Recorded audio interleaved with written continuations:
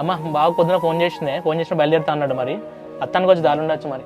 అవునా బిడ్డ బాగా చిత్తాలకు పోయి 1 కిలో చికెన్ తెప్పో. బాగా వస్తాడు కదమ్మా, బాగా వచ్చిన బాగా రిసీవ్ చేసుకొని చికెన్ కడిపి చికెన్ పట్టుకొస్తా. తర్వాత కళ్ళు కూడా చెప్పిన కళ్ళు కాడికి ఇద్దరం కలిసి పోతాం ఇక. సరే బిడ్డ. చెల్లె చెప్పింది గుర్తున్నది కానీ ఇట్లా ఏడుమొహం పెట్టుకుని కూర్చోకు. ఆయన వస్తాను కొంచెం నవ్వుకుంటుండు. చెల్లె ఇందులో బట్టి జరిగింది ఏదో జరిగింది, ఇప్పటికైనా మంచిగుండు. నీకు తెలివ చేసిందని అనుకుంటాను నేను.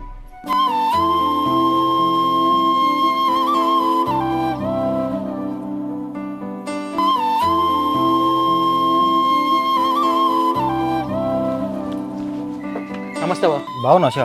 బాగున్నా, కూర్చోమ్మా. బాగున్నావు అత్తమ్మ? బాగున్నాళ్ళుడా. కూర్చోండి అత్తమ్మ. కావ్య బాగున్నావా? బాగున్నా బావా. ఏమైంది కావ్య, ఇవాళ కూడా కాలేజ్కి వెళ్ళలేదా?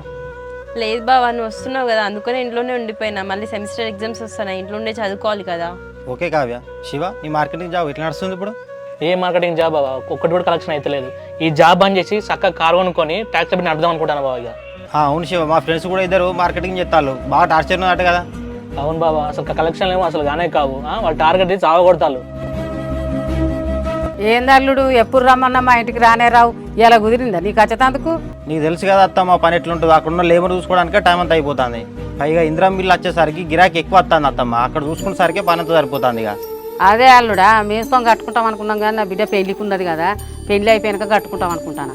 అత్తమ్మ అసలు కొత్తిల్లు కట్టినాక కొత్తింట్లో పెళ్లి చేస్తేనే మంచిగా ఉంటుంది అత్తమ్మ, పైసలకి అటు ఇటు అయితే మేము చూసుకుంటాం కదా.